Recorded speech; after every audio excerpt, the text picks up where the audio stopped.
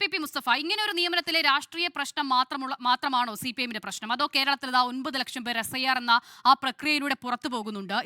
ഇപ്പോൾ കോൺഗ്രസ് ഇവിടെ പറയുന്നത് അതിനെതിരെ ഒരു ആരോപണവും CPM ഒരു ഘട്ടത്തിലും ഉയർത്തിയിട്ടില്ല എന്നുള്ളതാണ്. പക്ഷെ ഞാൻ അങ്ങനെയല്ല മനസ്സിലാക്കുന്നത്. ആ മീറ്റിംഗുകളിലൊക്കെ കൃത്യമായും പങ്കെടുത്ത് മാധ്യമങ്ങളുടെ മുന്നിൽ വന്ന് പ്രതികരണം നടത്തിയ ഒരു നേതാവിന്റെ പേര് MV ജയരാജൻ എന്നുള്ളതാണ്. അദ്ദേഹം അതൊക്കെ ആ ഘട്ടത്തിൽ ആവർത്തിച്ച് പറഞ്ഞത് പല സമയങ്ങളിലും കേട്ടിട്ടുമുണ്ട്.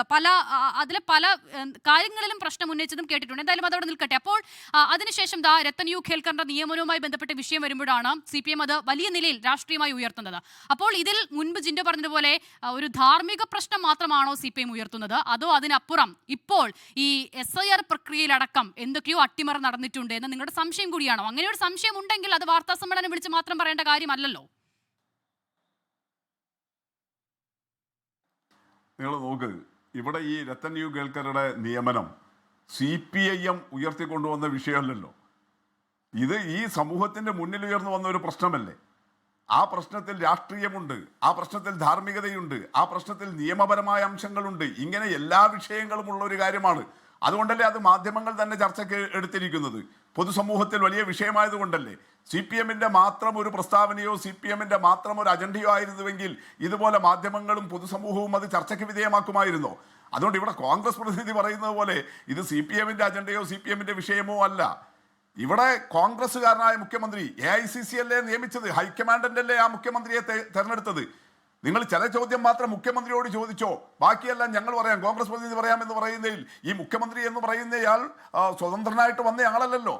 നമ്മൾ കണ്ടതല്ലേ എത്രയാഴ്ച അതിനു വേണ്ടിയിട്ടുള്ള നാടകവും തെരുവിലെ പ്രകടനങ്ങളും ആക്രോശങ്ങളും എല്ലാം നമ്മൾ കാണേണ്ടി വന്നു. ഏതെല്ലാം കോൺഗ്രസ് നേതാക്കൾ അതിൻ്റെ പേരിൽ അപമാനിക്കപ്പെട്ടു. ഈ പറഞ്ഞ മുഖ്യമന്ത്രിയായ കോൺഗ്രസ് നേതാവിനെ പോലെ തന്നെ ദീർഘമായ രാഷ്ട്രീയ പാരമ്പര്യമുള്ള, സുദീർഘമായ കോൺഗ്രസിലെ പ്രവർത്തന പാരമ്പര്യമുള്ള, കോൺഗ്രസിന്റെ ഹൈക്കമാൻഡിന്റെ ഭാഗമായി നിൽക്കുന്ന നേതാക്കൾ ഉൾപ്പെടെ അവരുടെ ഫോട്ടോയിലേക്ക് കാർക്കിച്ചു തുപ്പുകയും കരിയോയിൽ ഒഴിക്കുകയും അവർക്ക് നേരെ ആക്രോശങ്ങൾ ഉയരുന്നതുമെല്ലാം നമ്മൾ കണ്ടില്ലേ. അങ്ങനെ കോൺഗ്രസ് തീരുമാനിച്ച് നിയമിക്കപ്പെട്ട മുഖ്യമന്ത്രിയല്ലേ. അതിൽ പിന്നെ ചില ചോദ്യം മാത്രം മുഖ്യമന്ത്രിയോടും ചില ചോദ്യം മാത്രം കോൺഗ്രസ് പ്രതിനിധിയും എന്നുള്ള നിലയിൽ വരുമോ? എല്ലാ ചോദ്യങ്ങളെയും നേരിടാൻ കോൺഗ്രസ്സുകാരനായ മുഖ്യമന്ത്രിക്കും ആകണ്ടേ? ഇപ്പൊ ഇവിടെ വിഷയം എന്താ? നമ്മുടെ മുന്നിൽ വളരെ കൃത്യമാണ്. ഇവിടെ സഖാവ് MV ജയരാജന്റെ പേര് അസിത ചൂണ്ടിക്കാണിച്ചു. കോൺഗ്രസ് പ്രതിനിധി എന്തുകൊണ്ടോ CPM-ന്റെ എല്ലാ വാർത്തകളും അദ്ദേഹം ഫോളോ ചെയ്യണമെന്നില്ല. അദ്ദേഹത്തിന് താല്പര്യമുള്ള വാർത്തകൾ ഫോളോ ചെയ്താൽ മതി. പക്ഷെ അദ്ദേഹം കാണേണ്ടതും കേൾക്കേണ്ടതും കഴിഞ്ഞ ഒക്ടോബർ മാസം തൊട്ടാണ് കേരളത്തിൽ SIR-ന്റെ നടപടികൾ ആരംഭിക്കുന്നത്. അതിന്റെ ഭാഗമായിട്ട് ജനുവരി, ഫെബ്രുവരി, മാർച്ച് മാസങ്ങളിൽ എല്ലാ ശനിയാഴ്ചകളിലും ചീഫ് ഇലക്ടറൽ ഓഫീസറുടെ തെരഞ്ഞെടുപ്പ് കമ്മീഷന്റെ പ്രതിനിധിയായിട്ട് കേരളത്തിലുള്ള ചീഫ് ഇലക്ടറൽ ഓഫീസർ അന്ന് ഈ രത്തൻ യു കേൽക്കറാണ്. അദ്ദേഹം എല്ലാ ശനിയാഴ്ചകളിലും ഓൾ പാർട്ടി മീറ്റിംഗ് വിളിച്ചിരുന്നു. ദേശീയ പാർട്ടിയുടെയും സംസ്ഥാന പാർട്ടികളുടെയും പദവികളുള്ള പാർട്ടികളുടെ പ്രതിനിധികൾ 6 പാർട്ടികളുടെ പ്രതിനിധികളാണ് ആ യോഗത്തിൽ ഉണ്ടായിരുന്നത്. ആ യോഗത്തിൽ CPIM-നെ പ്രതിനിധീകരിച്ച് എല്ലാ ശനിയാഴ്ചകളിലും പങ്കെടുത്തിരുന്നത് MV ജയരാജനാണ്. കോൺഗ്രസിന് വേണ്ടിയിട്ട് KPCC-യുടെ ചുമതലപ്പെട്ട ജനറൽ സെക്രട്ടറി ആ യോഗത്തിൽ പങ്കെടുത്തുകൊണ്ടിരുന്നു. അത് ജിൻഡോ ചോദിച്ചാൽ അറിയാൻ വേണ്ടി കഴിയും.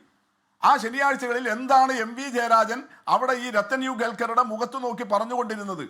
അദ്ദേഹത്തിന് രേഖാമൂലം എഴുതി കൊടുത്തിരുന്നത്. പറയുക മാത്രമല്ല, ഓരോ ശനിയാഴ്ചകളിലെയും യോഗങ്ങളിൽ SIR-ന്റെ ഭാഗമായിട്ട് കേരളത്തിൽ അന്ന് നടന്നുകൊണ്ടിരുന്ന പ്രവർത്തനങ്ങളെ സംബന്ധിച്ച് അന്ന് KPCC-ക്ക് അതിനെ സംബന്ധിച്ച് വിമർശനം ഉണ്ടായിരുന്നില്ലേ?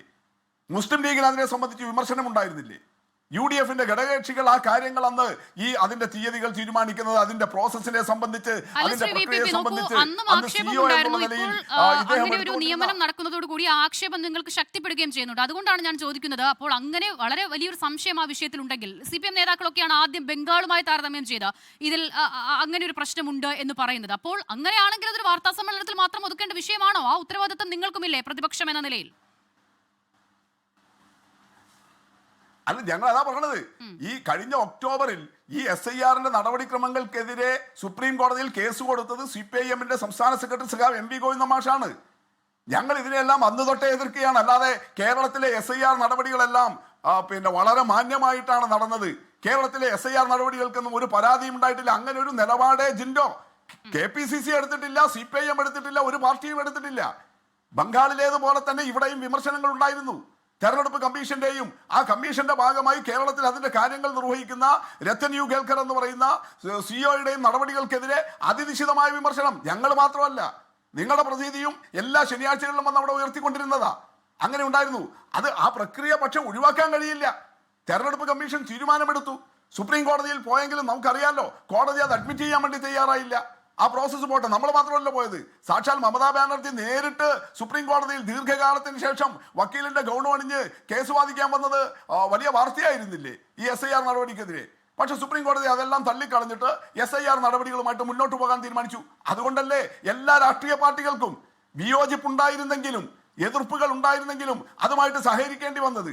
ആ യാഥാർത്ഥ്യം അതാണെന്നിരിക്കെ പിന്നെ രത്തൻ കേൾക്കറെ ആരും വിമർശിച്ചിട്ടില്ല, SIR-നെ ആരും അദ്ദേഹത്തിന്റെ നേതൃത്വത്തിൽ നടക്കുന്നതിനെതിരെ പരാതി പറഞ്ഞിട്ടില്ല എന്ന് പറയുന്നത് എന്തൊരു പച്ച കള്ളം പറയലാണ്, എന്തൊരു നുണ പറച്ചിലാണത്. വളരെ കൃത്യമായിട്ട് എല്ലാവരും, പക്ഷെ അനിവാര്യമായതുകൊണ്ട് നമുക്കെല്ലാം അമ്മിക്കടിയിൽ കൈവിട്ടതുപോലെ അതുമായിട്ട് സഹകരിച്ചു പോരേണ്ടി വന്നതല്ലേ. അല്ലാതെ കോൺഗ്രസോ CPIM-ഓ ആരും ദേശീയ തലത്തിലും സംസ്ഥാന തലത്തിലും അതുമായിട്ട് വന്നു പോകുന്നില്ല. പക്ഷെ ഇവിടെ ഉയർന്ന വിഷയം എന്താ? ഇങ്ങനെയുള്ള ആളുകളെ ഈ നമ്മുടെ രാഷ്ട്രീയത്തിൽ അതിന്റെ നീതിപൂർവമായ ജനാധിപത്യ ക്രമത്തിൽ അതിന്റെ നിഷ്പക്ഷമായ നടപടികളാണ് തെരഞ്ഞെടുപ്പിന്റെ ഭാഗമായിട്ടുണ്ടാകേണ്ടത്.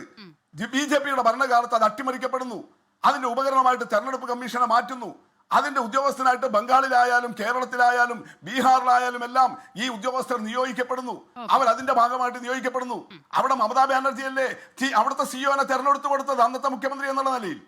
ഇവിടെ പിണറായി വിജയനാണ് തെരഞ്ഞെടുത്തത് പോലെ, അതുപോലെ ബീഹാറിൽ അവിടുത്തെ മുഖ്യമന്ത്രിയല്ലേ തെരഞ്ഞെടുത്ത് കൊടുത്തത്, തമിഴ്നാട്ടിൽ അവിടുത്തെ മുഖ്യമന്ത്രിയല്ലേ തെരഞ്ഞെടുത്ത് കൊടുത്തത്.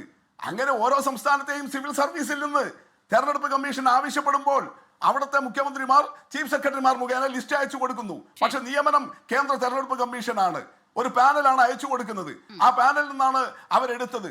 അദ്ദേഹം എടുത്ത സമീപനങ്ങളെ കൊണ്ടുവന്നിട്ടുണ്ട്. പക്ഷെ ഇങ്ങനെയുള്ള ആളുകളെ ഇവിടെ എന്താ പ്രശ്നം? അദ്ദേഹം ഞാൻ അതുകൂടി ഒറ്റ മിനിറ്റ്, അദ്ദേഹം ഇവിടെ ഒരുപാട് മുൻ CEO-മാരെ തിരികെ ഗവൺമെന്റ് സർവീസിലേക്ക് പ്രവേശിപ്പിച്ചതിനെ കുറിച്ച് പറഞ്ഞു. ഞാൻ ജിന്നോട് ചോദിക്കുന്നു, അതിലാരെങ്കിലും പിണറായി വിജയൻ പൊളിറ്റിക്കൽ എക്സിക്യൂട്ടീവ് തസ്തികയിൽ നിയമിച്ചിട്ടുണ്ടോ?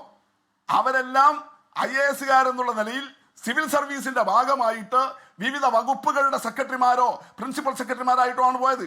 അതും എങ്ങനെയാ? ഞാൻ ജിന്നോട് ഈ പേരുകൾ പറഞ്ഞുകൊണ്ട് ചോദിക്കുക, അവരാരെങ്കിലും ഒരു തെരഞ്ഞെടുപ്പ് പ്രക്രിയ കഴിഞ്ഞ് പിറ്റേ ആഴ്ച തന്നെ തിരികെ കൃഷി വകുപ്പിന്റെ സെക്രട്ടറി ആയിട്ട് മാറിയോ? ആഭ്യന്തര വകുപ്പിന്റെ അഡീഷണൽ CS ആയിട്ട് മാറിയോ? അല്ലെങ്കിൽ മറ്റേതെങ്കിലും വകുപ്പിൽ വന്നോ? പിറ്റേ ആഴ്ച വന്നോ? എപ്പോഴാണ് നളിനി നറ്റോ തിരിച്ചു വന്നത്? എപ്പോഴാണ് ടിക്കാറാം മീണ തിരിച്ചു വന്നത്? എപ്പോഴാണ് പിന്നെ ഈ CEO-മാർ തിരിച്ചു വന്നത്?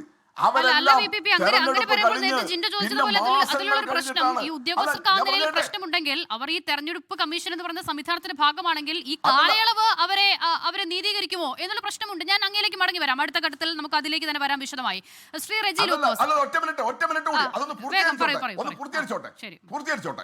മിനിറ്റ് ഞാൻ പറഞ്ഞാൽ, അതുകൊണ്ട് അങ്ങനെ തിരികെ ഒന്നും വന്നിട്ടില്ല. ഇവിടെ പ്രശ്നം ഉയർത്തുന്ന കാതലായ പ്രശ്നം എന്താ?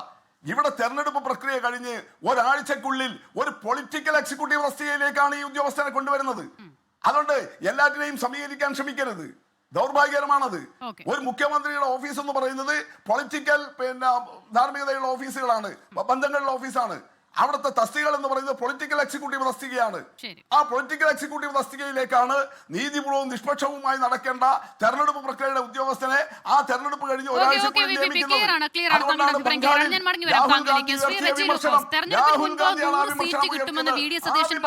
തെരഞ്ഞെടുപ്പ് കമ്മീഷനുമായിട്ടുള്ള ഡീലിന്റെ ഭാഗമാണോ എന്ന് ചോദിക്കുന്ന വി മുരളീധരനെ ഇന്ന് കണ്ടു.